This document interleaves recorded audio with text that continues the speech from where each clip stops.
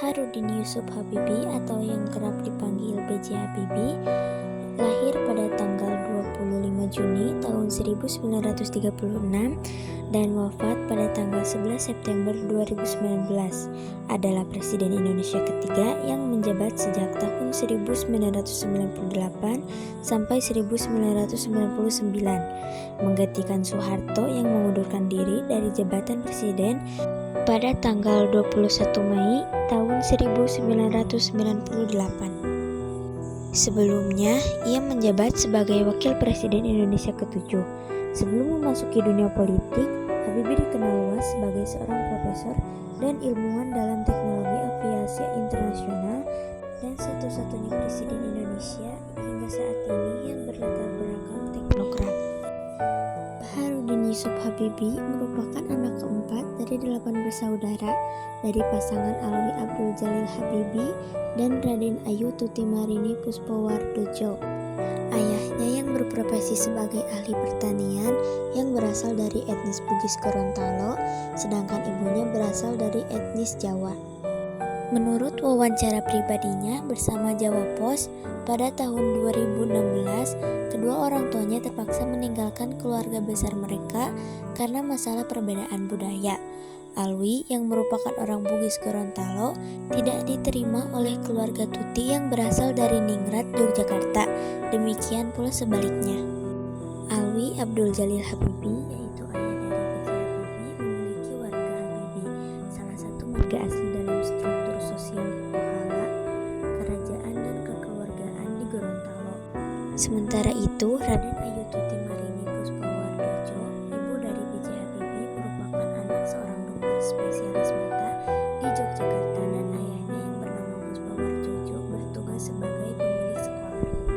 Saat berusia 14 tahun, tepatnya 3 September 1950, Habibie harus kehilangan sang ayah yang mengalami serangan jantung. Tak lama setelah ayahnya meninggal, Habibie pindah ke Bandung untuk menuntut ilmu di Government Middlebury School. Di SMA, prestasi Habibie mulai nampak menonjol, terutama dalam pelajaran-pelajaran eksakta. Habibie menjadi sosok favorit di sekolah. Tamat SMA tahun 1954, Habibie melanjutkan studi di Fakultas Teknik Universitas Indonesia di Bandung, sekarang Institut Teknologi Bandung. Ia lantas mendapatkan beasiswa untuk melanjutkan studi teknik penerbangan di RVTH Aachen, Jerman.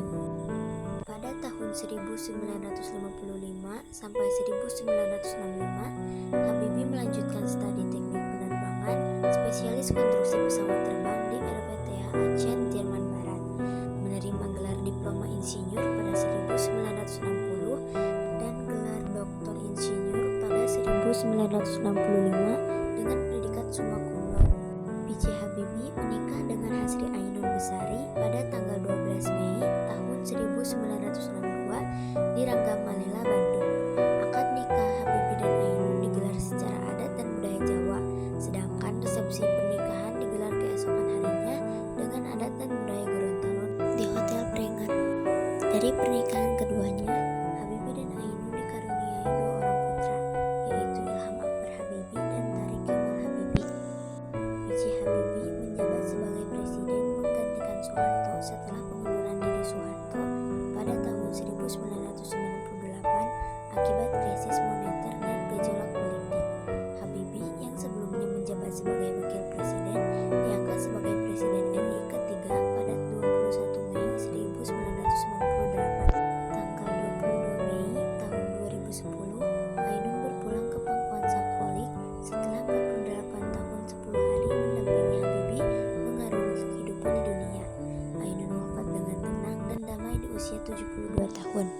Kehilangan Ainun, istrinya, adalah salah satu peristiwa yang sangat menyakitkan dalam kehidupan B.J. Habibie.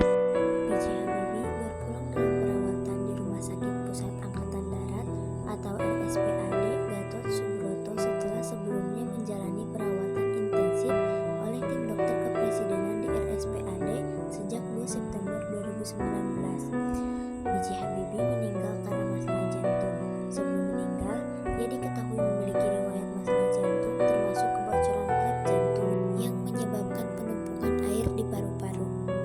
B.J. Habibie adalah sosok yang menghadapi berbagai permasalahan dalam karir dan kehidupan pribadinya. Ia berhasil melewati berbagai tantangan dan meninggalkan warisan yang besar bagi bangsa Indonesia. Bagi saya, sosok B.J. Habibie mengajarkan pentingnya untuk terus belajar, berjuang tanpa henti, dan memiliki tekad yang kuat untuk membangun bangsa. Konsistensi dalam setiap langkah juga menjadi kunci utama untuk meraih tujuan yang diinginkan.